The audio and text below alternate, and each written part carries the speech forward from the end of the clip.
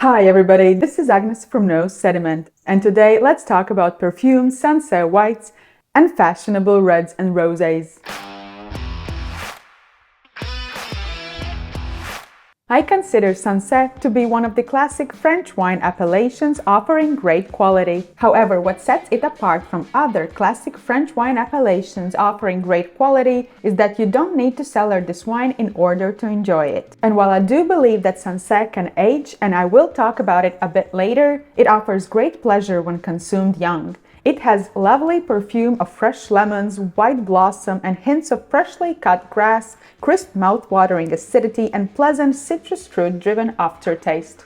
Sancerre is actually a relatively small wine appellation, covering just around 3,000 hectares of vineyards that are located in Loire Valley, way inland, and might as well be one of the most famous Loire Valley wines. Because these vineyards are located quite away from influence of the ocean or any large body of water, the climate here is continental, thus experiences significant temperature differences between summer and winter. In some ways, Sancerre is closer to Chablis Burgundy than other notable Loire appellations, especially so if we're talking about soils, as here we can also find the Kimmeridgian and Portlandian limestone strongly linked to Chablis wine region. But Sancerre does not have a specific hierarchy system that rates its vineyards as we see in Chablis and rest of the Burgundy. And while many wines are blends of several vineyards, there are increasingly more single vineyards appearing on the label. These wines are often associated with higher quality, but they can also be great for seeing the difference between wine styles produced on different terroirs of Sancerre.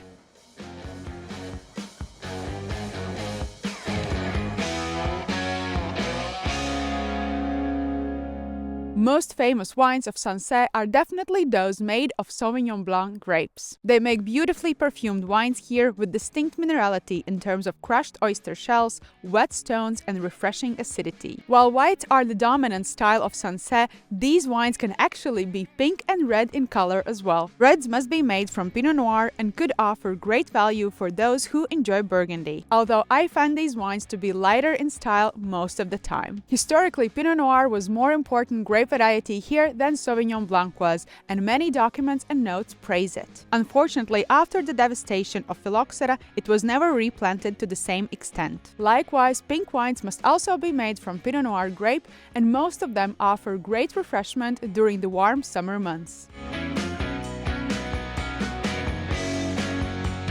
As I mentioned before, white Sancerre must be made from Sauvignon Blanc grape, and many consider Sancerre to be the ultimate expression of this grape. Depending on the producer and where the grapes are grown, Sancerre can be lighter in body, offering refreshment on the palate and a typical nose of fresh citrus fruit and occasional nettle. But it can also be fuller and richer in body, offering great structure mixed with ripe yellow apples, pears, and hints of mango peel. What's interesting to me is that Sancerre can stretch these traditional styles, offering variation of orange wine, hints of botrytis, and even playing with residual sugar. I would also like to note that when I first got into wine, it was taught to me that Sancerre should be enjoyed as fresh and young as possible. That Sauvignon Blanc did not age well and would quickly lose its bright fruit and floral aroma if kept in the bottle longer than few years. However, lately more and more wine critics and journalists note that this is not actually the case. While there are easy drinking, fresh and zesty Sancerre wines available, there are also great producers making exceptional wines that can be enjoyed young,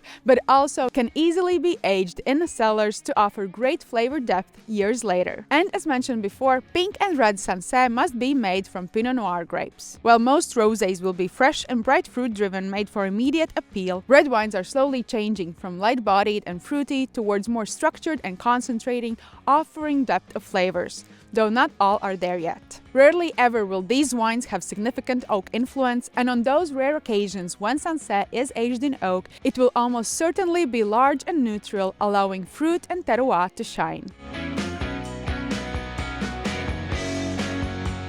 In my opinion, Sancerre in form of Sauvignon Blanc is quite versatile with food. The lighter and crisper styles well accompany fresh green salads in olive oil and lemon dressings. The riper ones will offer perfect zestiness to a variety of seafood and freshwater fishes. You can even slurp oysters with a glass of Sancerre. But what is more important, don't forget to enjoy it with good quality local goat cheese, which here you will find a great variety to choose from.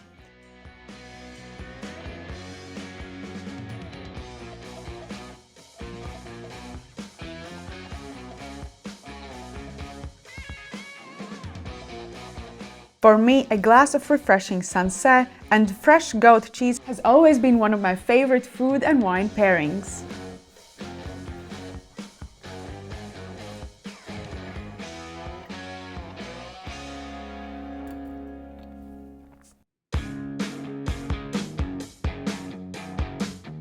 One of my favorites for quite a while has been Domaine Vacheron. They offer great regional Sancerre and amazing single vineyards. Widely regarded by many are Alphonse Melot, Henri Bourgeois, and dear to me, Gérard Boulet. Dare I say, unique styles of Sancerre are offered by François Cotat, always ripe and sometimes even playing with residual sugar. Of course, there are many more producers offering freshness and zinginess that are worth trying.